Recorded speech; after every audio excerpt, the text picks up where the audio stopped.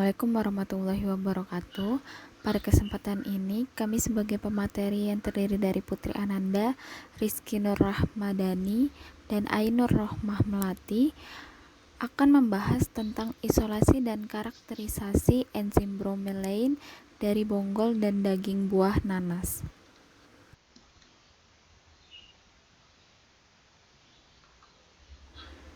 Pembahasan kami terdiri dari introduction, analisis, result, dan conclusion.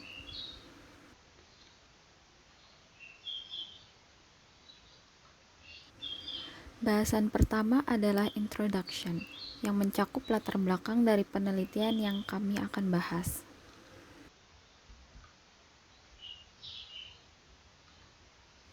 Tanaman nanas atau Ananas commosus adalah sejenis tumbuhan tropis yang berasal dari Brazil, Bolivia, dan Paraguay.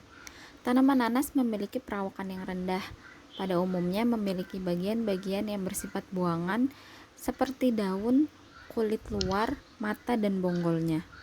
Produksi buah nanas sendiri di Indonesia mengalami peningkatan dari tahun 2007 sampai 2009. Dan produksi buah nanas yang cukup tinggi ini akan menyumbangkan limbah yang banyak pula. Banyaknya varietas nanas yang termasuk dalam famili Bromeliaceae mengandung enzim proteolik yang disebut dengan enzim bromelain. Limbah nanas yang berlimpah tersebut dapat dimanfaatkan secara optimal untuk menghasilkan produk yang memiliki nilai ekonomi lebih tinggi, misalnya sebagai sumber enzim bromelain yang potensial.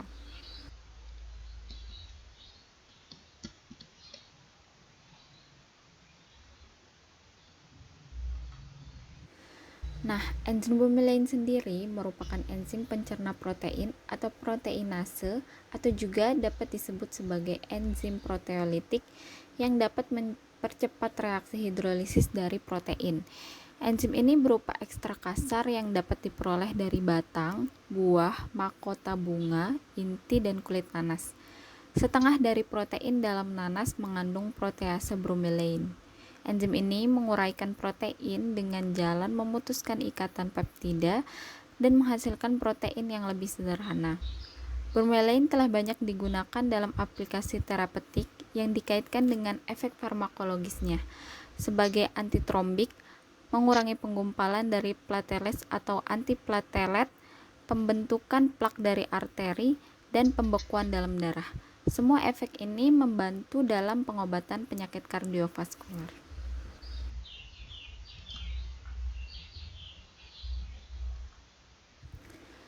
Berdasarkan pemanfaatan bromelain yang cukup luas di bidang farmakologi dan industri makanan, mendorong banyak peneliti mempelajarinya lebih lanjut. Pada penelitian ini digunakan bagian bonggol buah nanas sebagai sumber enzim yang akan diisolasi dan dimurnikan melalui beberapa tahap.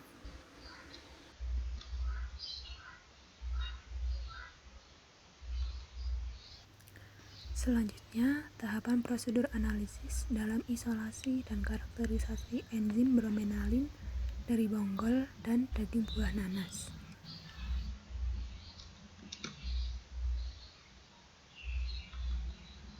Dalam penelitian ini dilakukan beberapa tahapan analisis. Yang pertama yaitu preparasi sampel dan isolasi enzim kasar. Lalu dilanjutkan dengan vaksinasi enzim menggunakan amonium sulfat. Kemudian dilakukan pemurnian enzim yaitu dengan dialisis.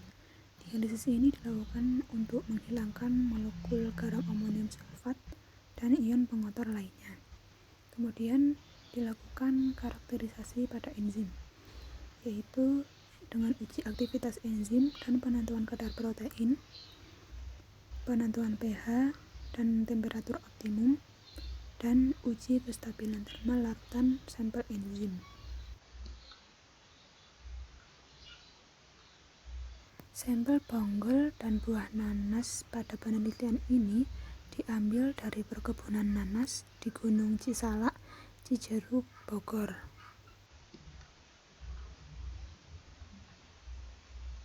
Tahapan pertama yaitu preparasi sampel dan isolasi enzim kasar. Preparasi diawali dengan memisahkan bonggol dari buahnya. dan ditimbang masing-masing sebanyak 500 gram, lalu dipotong dan dihancurkan menggunakan blender dengan penambahan buffer fosfat dingin pada suhu 4 derajat Celcius. Setelah itu, campuran yang didapat disaring menggunakan kertas saring dan diambil filtratnya. Filtrat yang diperoleh disentrifugasi dengan kecepatan 6000 rpm selama 15 menit pada suhu 4 derajat Celcius. Dari hasil sentrifugasi akan didapatkan supernatan dan pelet. Supernatan tersebut merupakan larutan ekstrak kasar enzim bromenalin. Kemudian disimpan dalam lemari pendingin dan supernatan tersebut akan digunakan sebagai sumber enzim.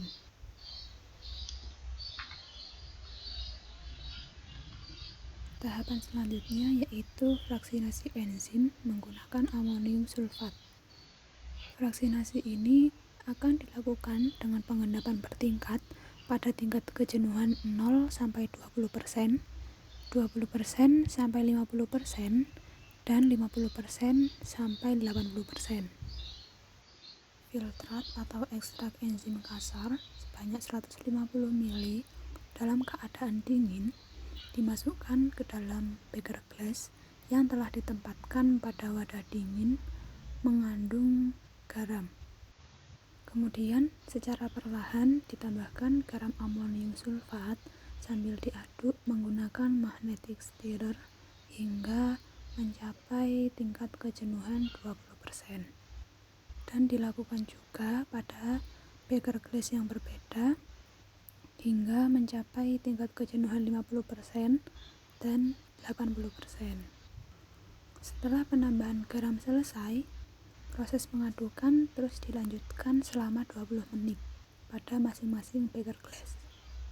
Selanjutnya, larutan dibiarkan mengendap semalaman dalam lemari pendingin.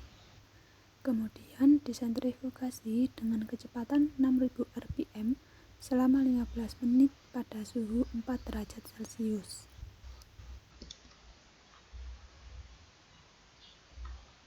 Selanjutnya dilakukan pemurnian enzim dengan proses dialisis. Dialisis ini diawali dengan mengikat kantung selofan pada satu ujung dengan suatu benang. Kemudian dimasukkan larutan enzim ke dalam kantong dan diikat pada bagian ujung yang lainnya. Selanjutnya, kantong berisi enzim direndam dalam suatu larutan buffer fosfat dengan konsentrasi 0,2 molar yang memiliki pH 7.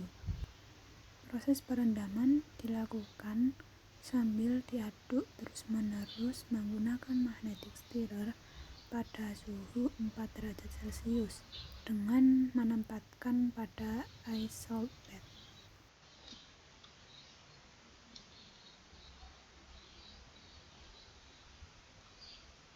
Selanjutnya adalah karakterisasi pada enzim. Yang pertama dilakukan uji aktivitas enzim dan penentuan kadar protein. Penentuan aktivitas enzim dilakukan dengan metode Kunit menggunakan substrat kasein pada suhu 37 derajat Celcius selama 30 menit. Metode Kunit didasarkan atas kemampuan enzim untuk menguraikan substrat kasein menjadi peptida asam amino.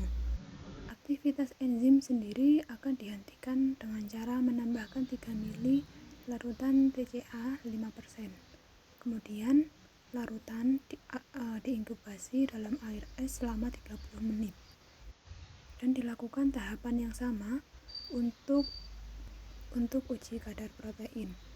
Kadar protein sendiri ditentukan berdasarkan metode Lowry. Metode Lowry merupakan uji protein kuantitatif secara modern, yaitu dengan spektrofotometer UV vis. Metode Lowry ini digunakan untuk menguji kadar protein yang terlarut.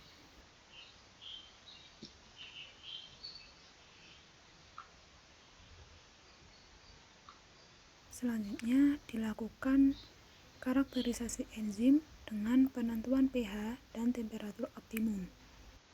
Pengujian aktivitas enzim dilakukan pada berbagai variasi suhu, mulai dari 30 derajat Celcius, 35 derajat Celcius, 37 derajat Celcius, 40 derajat Celcius, dan 45 derajat Celcius. Dilakukan juga pengujian aktivitas enzim pada berbagai pH, yaitu pada pH 6, 6,5, 7, 7,5, dan juga 8. Uji pH ini menggunakan buffer fosfat 0,2 molar. Kemudian, untuk menghentikan aktivitas enzim setelah dilakukan uji pada berbagai suhu dan juga berbagai pH, aktivitas enzim akan dihentikan dengan cara menambahkan 3 ml larutan TCA 5%.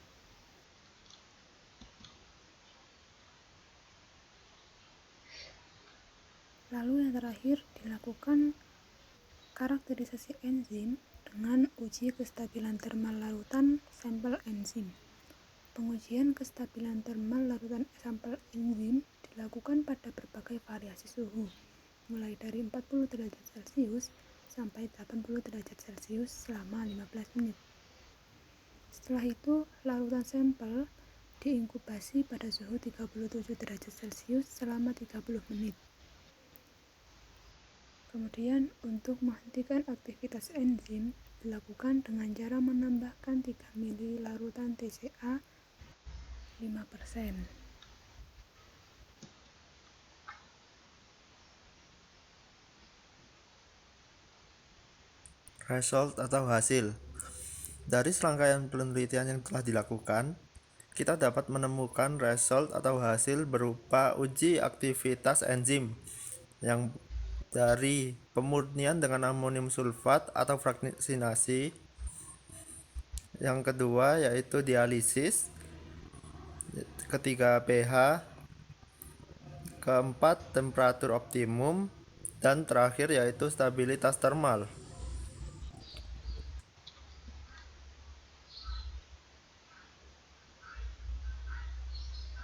Sebelum kita memasuki hasil pemurnian, kita dapat mengetahui hasil ekstraksi pada percobaan yang menghasilkan ekstrak enzim kasar dengan aktivitas spesifik sebesar 0,0023 unit per miligram protein pada bonggol nanas dan 0,0019 unit per miligram protein pada daging nanas. Dari hasil tersebut, dilakukan pemurnian dengan amonium sulfat atau fraksinasi yang dilakukan dengan cara pengendapan menggunakan amonium sulfat. Fraksinasi ini dilakukan dengan 3 tingkat kejenuhan, yaitu pertama, pada tingkat kejenuhan 0 sampai 20%, yang kedua, dari tingkat kejenuhan 20 sampai 50%, dan terakhir dari tingkat kejenuhan 50 sampai 80%. Sehingga didapatkan data tabel tersebut. Dari data tabel tersebut, kita dapat mengetahui bahwa aktivitas enzim tertinggi yaitu pada fraksinasi 50 sampai 80%, di mana pada bonggol nanas memiliki tingkat kemurnian yang 132 kali 0,65 kali ekstrak enzim kasar dengan aktivitas spesifik sebesar 0,3 dan didapatkan pula enzim optimal pada daging nanas yaitu fraksinasi pada 50 sampai 80% dengan tingkat kemurnian 108,47 kali ekstrak enzim kasar dengan aktivitas spesifik sebesar 0,21.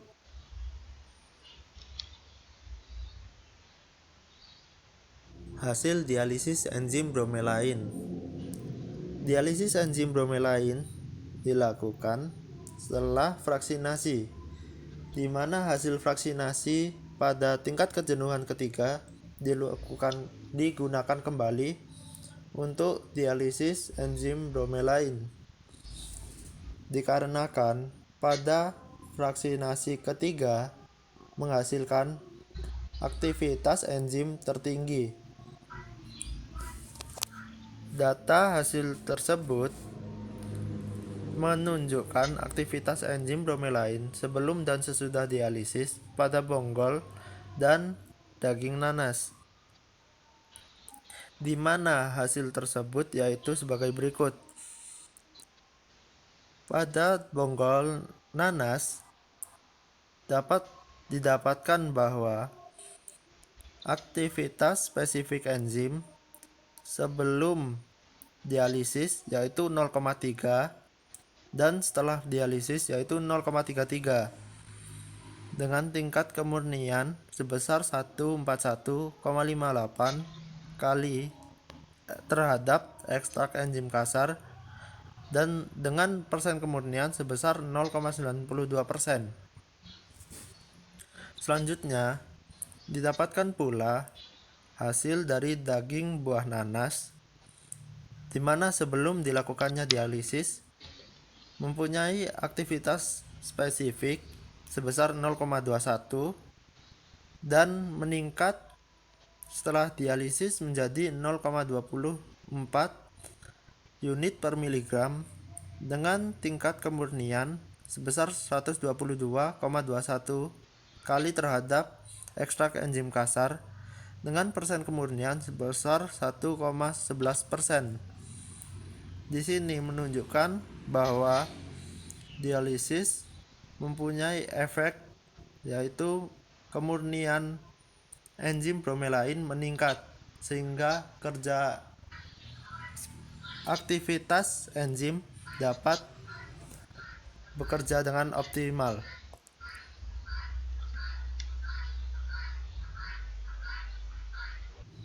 Berikutnya yaitu penentuan pH dan temperatur optimum, sehingga didapatkan data kurva perbandingan antara pH dengan aktivitas enzim. Penentuan pH optimum dilakukan pada bromelain inti nanas setelah dialisis, dikarenakan bromelain pada inti nanas setelah dialisis memiliki aktivitas enzim spesifik tertinggi. Dari kurva tersebut, kita dapat mengetahui bahwa aktivitas bromelain meningkat dengan kenaikan pH pada pH 6-7 dan menurun pada pH di atas 7. Hal tersebut menunjukkan bahwa pH optimum untuk buah nanas yaitu pada pH 7 di mana memiliki aktivitas enzim sebesar 6,51 unit per mililiter. Dari hasil ini sesuai dengan hasil penelitian Bresolin tahun 2013 dalam jurnal penelitiannya yang berjudul Isolation and Purification of Bromelain from Waste Peel of Pineapple for Therapeutic Application, di mana Bresolin mengungkapkan bahwa pH optimum isolat bromelain dari kulit nanas yaitu pada pH 7. Dilakukannya penentuan pH ini untuk membuktikan bahwa pH mempunyai pengaruh terhadap aktivitas enzim.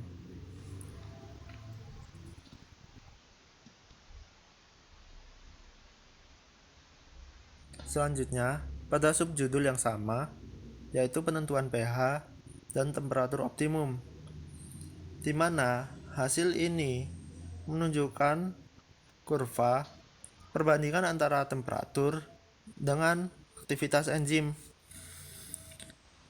Penentuan temperatur optimum ini juga dilakukan pada bromelain inti nanas setelah dialisis, dikarenakan memiliki aktivitas enzim spesifik tertinggi. Dari data, aktivitas enzim bromelain meningkat dengan kenaikan temperatur pada temperatur 30-37 derajat Celcius dan menurun pada suhu di atas 37 derajat Celcius. Hal tersebut menunjukkan bahwa temperatur optimum untuk buah nanas yaitu tepatnya enzim bromelain pada buah nanas yaitu pada suhu 37 derajat Celcius, di mana memiliki aktivitas enzim sebesar 12,52 unit per mililiter.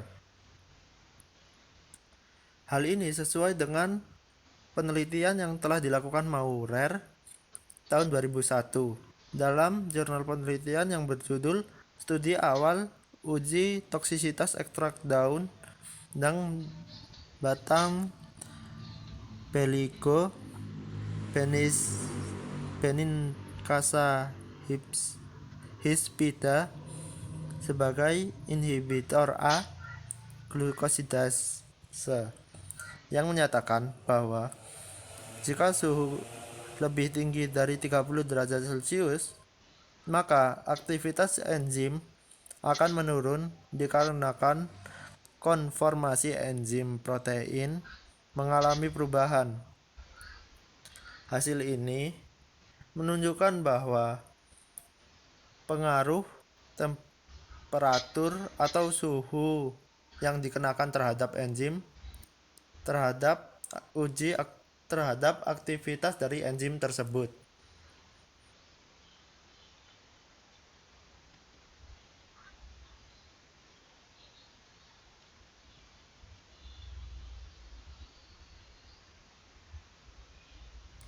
Stabilitas termal terhadap enzim bromelain.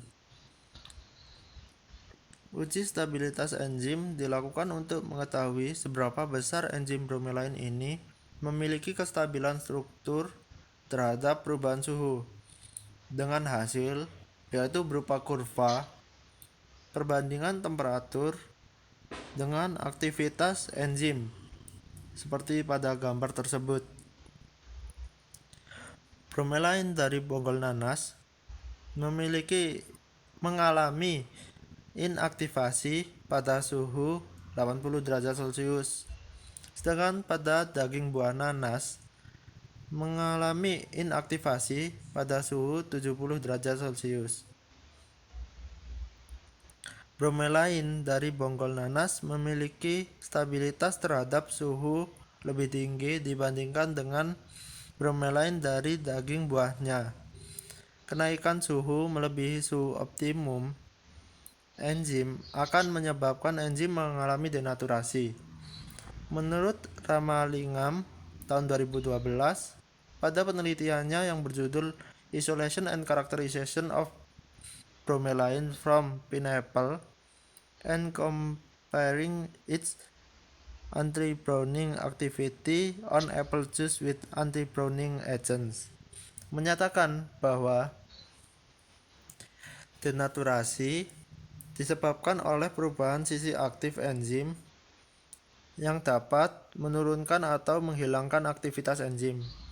Di sini, perubahan sisi aktif enzim dapat dipengaruhi oleh temperatur yang kenaikan temperatur, di mana enzim bromelain mengalami inaktivasi atau perubahan sisi aktif sehingga menghilangkan aktivitas enzim pada suhu 80 derajat Celcius.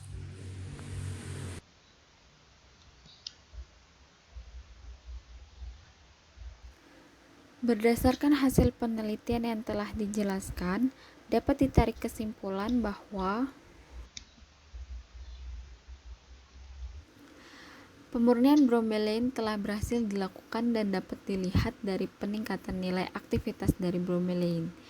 Pemurnian dengan metode fraksinasi bertingkat, sampel ekstrak enzim kasar hasil isolasi dengan garam amonium sulfat dan dialisisnya menunjukkan aktivitas proteolitik yang berbeda pada setiap sampel. Bonggol nanas memiliki aktivitas spesifik lebih tinggi dibandingkan daging buah nanas pada setiap prosesnya. Dan bromelain dari bonggol nanas lebih tahan terhadap temperatur tinggi dibandingkan daging buah nanas. pH optimum dari enzim bromelain adalah 7 dan suhu optimum dari enzim bromelain adalah 37 derajat Celcius. Berikut adalah sumber-sumber yang kami gunakan.